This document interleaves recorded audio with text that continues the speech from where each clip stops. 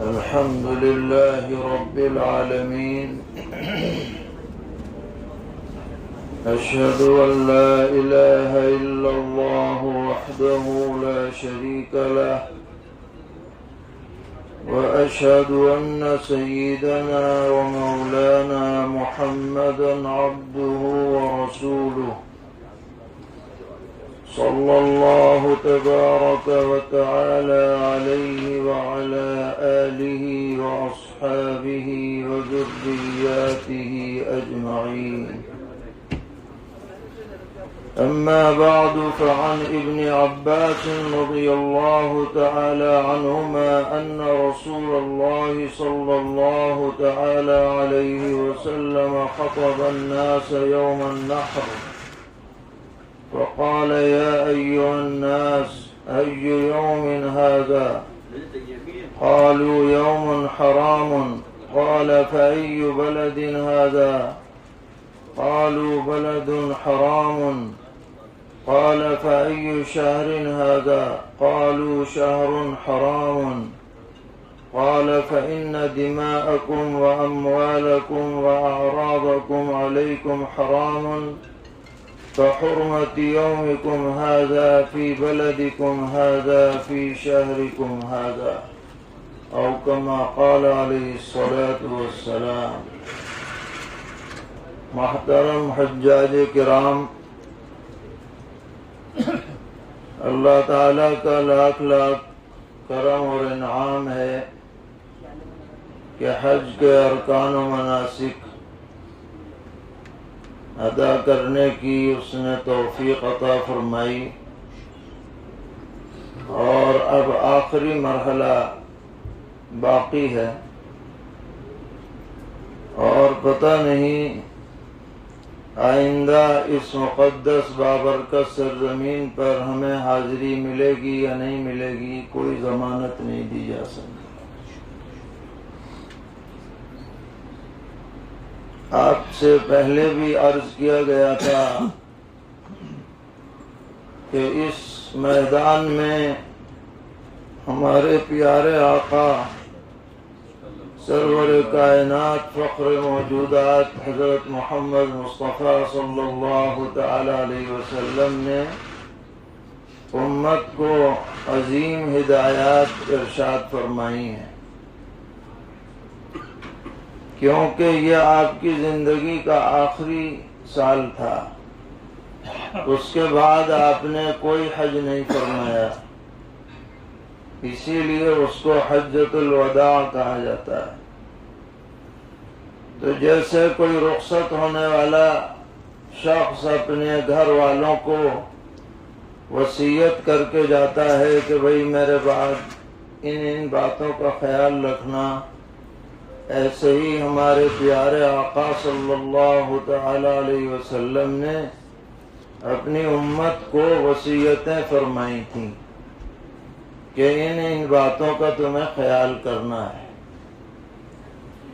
چنانچہ جو 10 تاریخ ہے یوم النحر، یعنی پرسوں والا جو دن گزرا ہے، اس دن آپ نے صحابہ کرام رضی اللہ عنہم سے پوچھا کہ بھئی آج کون سا دن ہے؟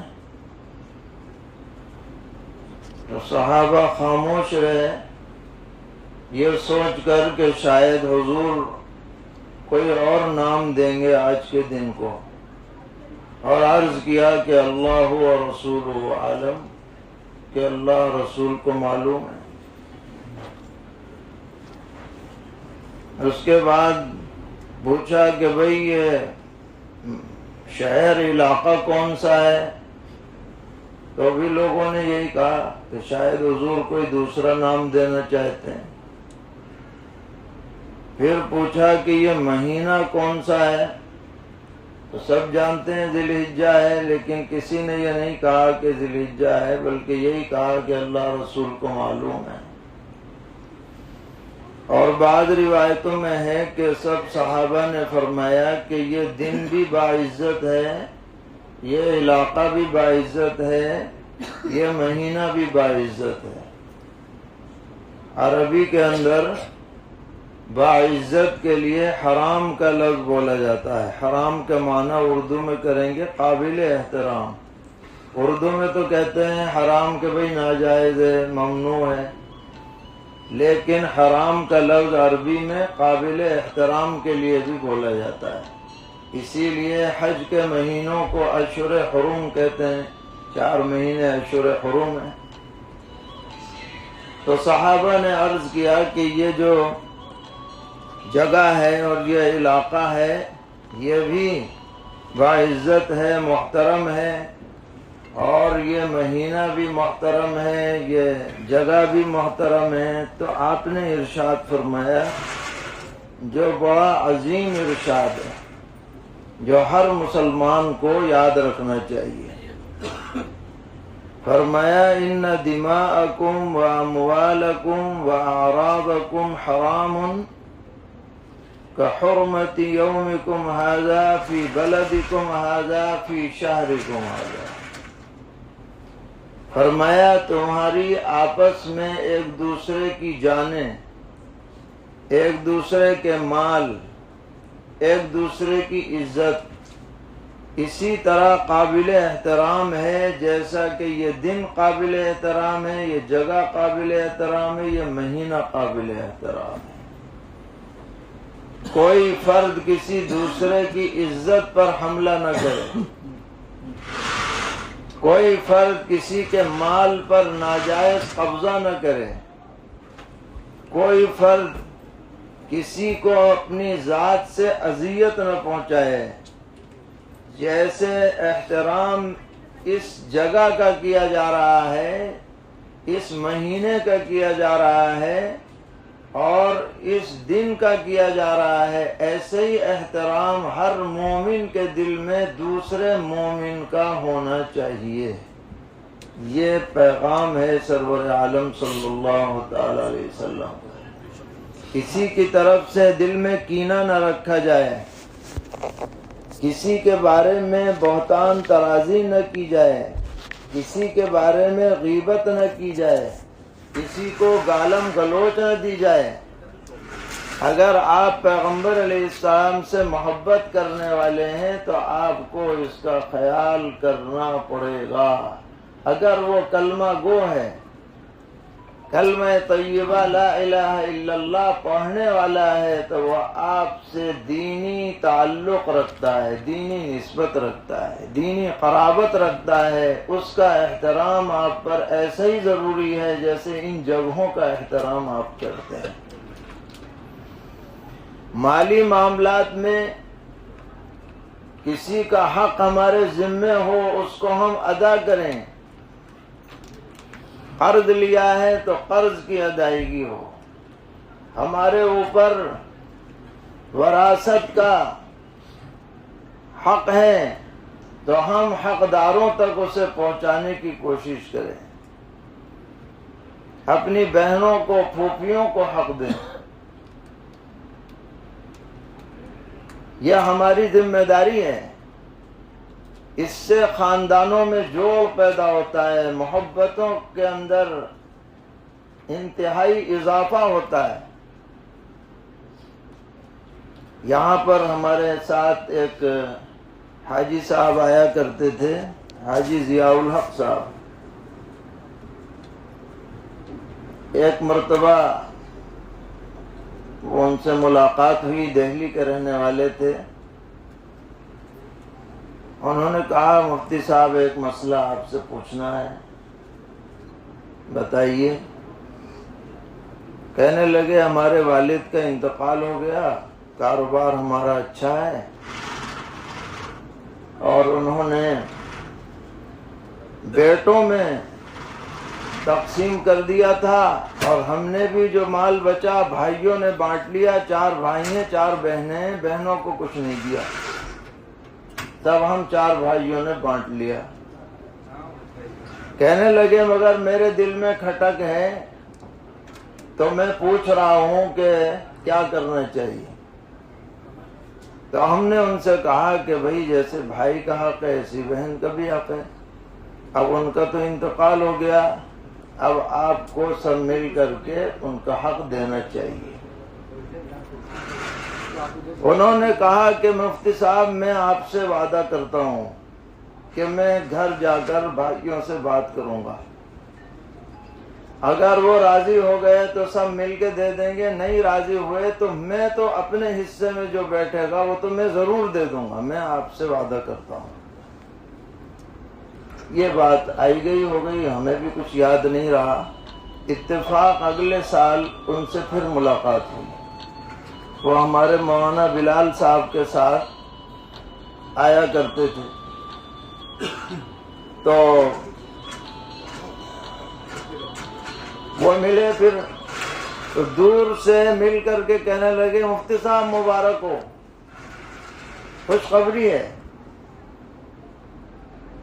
تو میں بھول گیا تھا، اور انہوں نے کیا خوشخبری، کیا مبارکبادی، کیا بات بھی بتاؤ تو صحیح کیا معاملہ ہے۔ کہنے لگے کہ وہ جو آپ سے ہم نے وعدہ کیا تھا، ہم واپس گئے، چاروں بھائیوں کو بٹھایا اور ہم نے یہ بات رکھی کہ بھئی ان کو ان کا حق دینا ہے، پوری طرح حساب کتاب لگا کے۔ چاروں بھائی راضی ہو گئے، اور ہم نے بہنوں کے حصے کا جب ہم نے حساب لگایا تو ایک ایک بہن کے حصے میں 1-1 کروڑ روپیہ آ رہا تھا، اور وہ ہم نے لے جا کر سب بہنوں کو پلیٹ کی شکل میں، کچھ نقد کی شکل میں ان کے حوالے کر دیا سب کو۔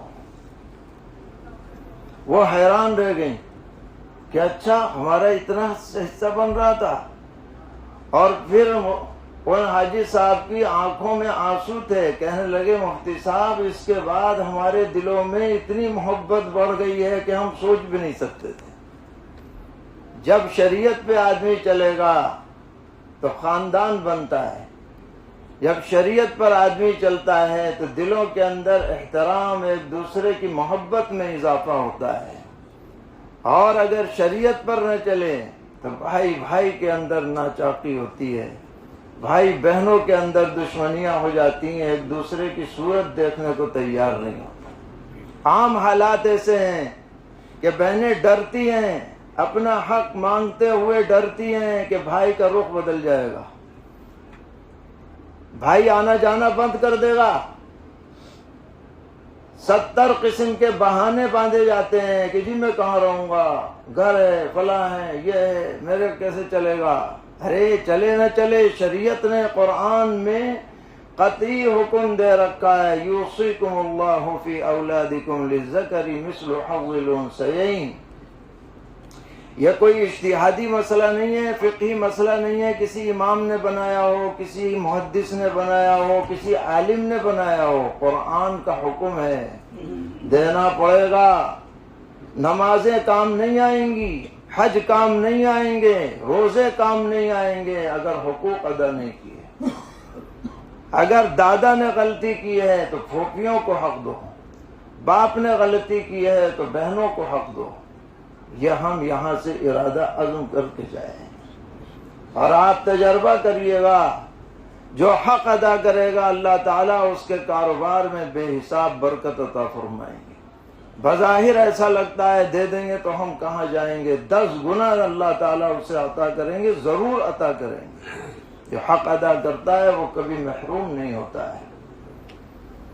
تو حضور نے اسی میدان میں ہم سب لوگوں سے، قیامت تک آنے والی امت سے یہ فرمایا تھا، جیسے تم بیت اللہ کو عظیم سمجھتے ہو، جیسے تم اس دن کو عظیم سمجھتے ہو، جیسے تم اس مہینے کا احترام کرتے ہو، ایسے ہی ایک دوسرے کے مال کا بھی احترام کرو، حق کا بھی احترام کرو، عزت کا بھی احترام کرو، اپنی ذات سے کسی کو اذیت مت پہنچاؤ۔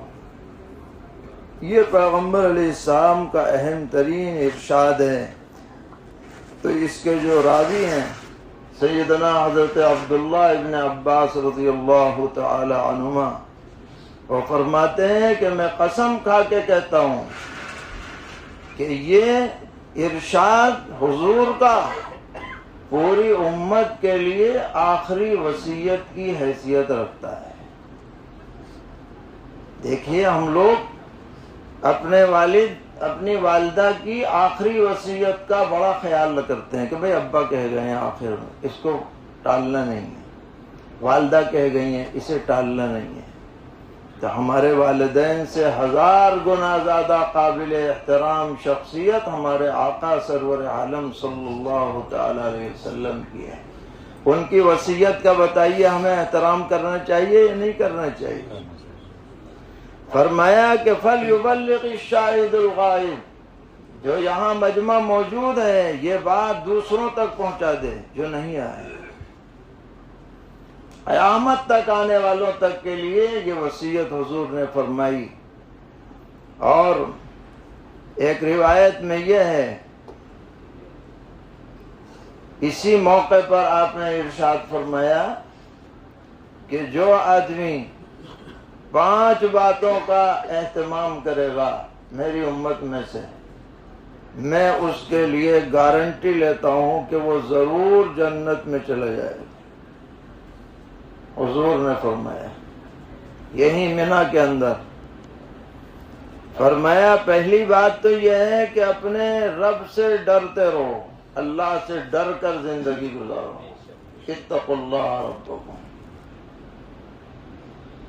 جو آدمی اللہ سے ڈرے گا وہ اللہ کا بھی حق بجا لائے گا، بندوں کا بھی حق بجا لائے گا، کیونکہ ڈر ہے اللہ کو کیا منہ دکھاؤں گا، وہاں کیسے بچوں گا، لہذا سب کام اس کے ٹھیک رہیں گے، یہ بنیاد ہے۔ اور فرمایا کہ 5 وقتہ نماز کی پابندی کرتے رہو، صلو خمسکم، یہاں سے یہ عہد کر کے جائیں کہ آج اگر ہم سے کوتاہیاں ہو رہی ہیں تو اب آئندہ نہیں کریں گے۔ ہمارے بہت سے ساتھی جو بظاہر دیندار بھی رکھتے ہیں لیکن پابندی سے فجر کی نماز قضا پڑھتے ہیں۔ بھئی کسی دن اتفاق سے چھوٹ جائے، سوتا رہ جائے آدمی تو ٹھیک ہے، لیکن یہ کیا مطلب ہے کہ 10 بجے فجر ہو رہی کہ جی ہماری تو آنکھ ہی نہیں کھلتی، یہ عذر کرتے ہیں بہت سے لوگ۔ اللہ تعالیٰ معاف فرمائے، خود حج میں آئے ہوئے ہمارے بعض ساتھی، ان کو میں دیکھ رہا ہوں فجر نہیں پڑھ رہے، یہ نیند نہیں کھل رہی۔ کیوں نہیں کھل رہی نیند؟ اہمیت نہیں ہے۔ جس آدمی کے دل میں اہمیت نہ ہو تو چھوٹا کام کرتے ہوئے بھی آلکس آتی ہے، اور اگر اہمیت ہو جائے تو بڑے سے بڑا کام بھی آدمی کے لیے آسان ہو جاتا ہے۔ مثال دی جاتی ہے، اگر ہماری ٹرین ہے 4 بجے، کتنی گہری نیند کیوں نہ ہو، وقت پہ اٹھیں گے، ٹکٹ لے رکھا ہے، ضائع نہ ہو جائے، چھٹ جائے، نظام بدل جائے، اب کیسے کھل گئی آنکھ، اب کیسے کھلی؟ کیوں؟ اہمیت ہے اس کی، وہ کھل گئی۔ نماز کی اہمیت نہیں تو نہیں کھلی۔ آج ہم یہاں سے یہ ارادہ کر کے جائیں جب منی سے جا رہے ہیں کہ ہم 100% 5 نمازوں کی پابندی کریں گے اور مسجد میں پڑھنے کی پابندی کریں گے۔ مسجد کی تو بات ہی کچھ اور ہے، یہ نہیں کہ آپ اپنے گھر میں پڑھ لیں، فرض تو ادا ہو جائے گا لیکن 27 گنا ثواب مسجد میں، قدم جو گنے جائیں گے وہ الگ، مسجد میں پڑھیں۔ ایمان کی علامت ہے کہ مسجد میں آدمی نماز پابندی سے پڑھتا ہے، بچوں کو پڑھوائیں، عادی بنائیں۔ حضور اکرم علیہ السلام نے فرمایا کہ جب بچہ 7 سال کا ہو جائے تو اسے نماز سکھاؤ، بیٹا ایسے پاکی کرتے ہیں، ایسے نماز پڑھتے ہیں، یہ طریقہ ہے۔ 10 سال کا ہو جائے نہ پڑھے تو پٹائی کرو، حضور فرما رہے ہیں، تاکہ جب 15 سال کا وہ بالغ ہو تو نمازی بن چکا ہو۔ یہ ہم یہاں سے ارادہ کر کے جائیں، بچیوں کو نمازی بنائیں، عورتوں کو نمازی بنائیں، گھر کا ماحول نمازی بنائیں، مسجدوں سے وابستہ رہیں۔ اور فرمایا کہ وَصُومُوا شَهْرَكُمْ، رمضان کے روزے رکھو، اس میں بھی کوتاہی نہیں ہونی چاہیے۔ اور وَأَدُّوا زَكَاةَ أَمْوَالِكُمْ، اور اپنے مالوں کی زکوٰۃ حساب لگا کے ادا کرو۔ وَأَطِيعُوا ذَا أَمْرِكُمْ، اور جو تمہارا حاکم ہے یعنی مسلمان حاکم، اور ہمارے ملک میں اس کی جگہ پر ہیں علماء، اطیعوا ذا امرکم کے مصداق ہیں علماء۔ علماء جو دین کی روشنی میں رہنمائی کریں اس کی تم پابندی کرو۔ تو حضور کیا فرما رہے ہیں؟ تدخلوا جنت ربکم، تم اپنے رب کی جنت میں داخل ہو جاؤ گے، کوئی تمہیں روک نہیں سکتا، استقبال ہوگا تمہارا جنت۔ ان پانچوں باتوں کا ہم اہتمام کریں۔ اسی مینا کے میدان میں پیغمبر علیہ السلام نے فرمایا کہ میں تو اگلے سال یہاں نہیں ہوں گا، لیکن میں تمہارے درمیان میں ایسی چیز چھوڑ کر جا رہا ہوں کہ اگر تم اسے مضبوطی سے پکڑے رہے تو تمہیں کوئی رسوا نہیں کر پائے گا۔ وہ ہے اللہ کی کتاب قرآن کریم، اسے مضبوطی سے پکڑے رہو، کوئی تمہارا نقصان کرنے کے لیے کامیاب نہیں ہوگا۔ اس کے بعد فرمایا کہ میں قیامت میں جب پہنچوں گا تو میری امت کی تعداد اتنی زیادہ ہوگی کہ میں دیگر امتوں پر فخر کروں گا کہ لو دیکھو، یہ دیکھو میری امت۔ حدیث میں آتا ہے کہ جنت میں جانے والی جو صفیں ہیں، 2/3 تعداد یعنی 120 صفوں میں سے 80 صفیں امت محمدیہ کی ہوں گی جنت میں جانے والی۔ ہر طرف امت محمدیہ کا جلوہ نظر آئے گا اور حضور سب کی قیادت کر رہے ہوں گے اور سب پہ فخر فرما رہے ہوں گے۔ اس وقت آپ نے ایک جملہ ارشاد فرمایا کہ دیکھو برائیاں کر کے مت آنا ورنہ میں منہ دکھانے کے قابل نہیں رہوں گا کہ اچھا یہ آپ کا امتی یہ شراب پیتا ہے، یہ آپ کا امتی یہ حرام کھاتا ہے، تو مجھے رسوائی ہوگی امت کی خرابی کی وجہ سے۔ یہ ایسا جملہ ہے جس سے آدمی کے رونگٹے کھڑے ہو جاتے ہیں۔ یہ حضور نے اسی مینا کے میدان میں ارشاد فرمایا۔ ہمیں اپنا جائزہ لینا ہے، قرآن سے اپنے کو وابستہ کرنا ہے، نماز کی پابندی کرنی ہے، اور ان تمام برائیوں سے جن میں آج تک ہم مبتلا رہے ان سے بچنے کی پوری کوشش کرنی ہے، اور یہ عزم کر کے یہاں سے جانا ہے کہ ہم بالکل پاک صاف ہو کر کے جا رہے ہیں۔ علماء نے لکھا ہے کہ حج مقبول کی علامت یہ ہے کہ حج سے پہلے کی زندگی اور حج کے بعد کی زندگی میں فرق آ جانا چاہیے۔ جو کوتاہیاں تھیں ان کوتاہیوں سے آدمی بچے، یہ یہاں سے ہم عزم کر کے جائیں۔ کیوں بھائی انشاءاللہ ارادہ کریں گے اور یہ باتیں دوسروں تک بھی پہنچائیں گے، خود اپنا جائزہ کر لیں گے، اپنا محاسبہ کریں گے۔ اسی کے لیے اللہ نے ہمیں یہ توفیق عطا فرمائی، اس کی ہمیں قدر کرنی ہے۔ اللہ تعالی ہماری کوتاہیوں کو معاف فرمائے اور ہمیں بار بار اپنے دربار میں بادب حاضری کی توفیق بخشیں۔ ہماری کوتاہیوں کی وجہ سے اس سے ہمیں محروم مت فرمائیں۔ وصلی اللہ تعالی علی خیر خلقہ محمد وعلى آلہ واصحابہ وذریاتہ اجمعین۔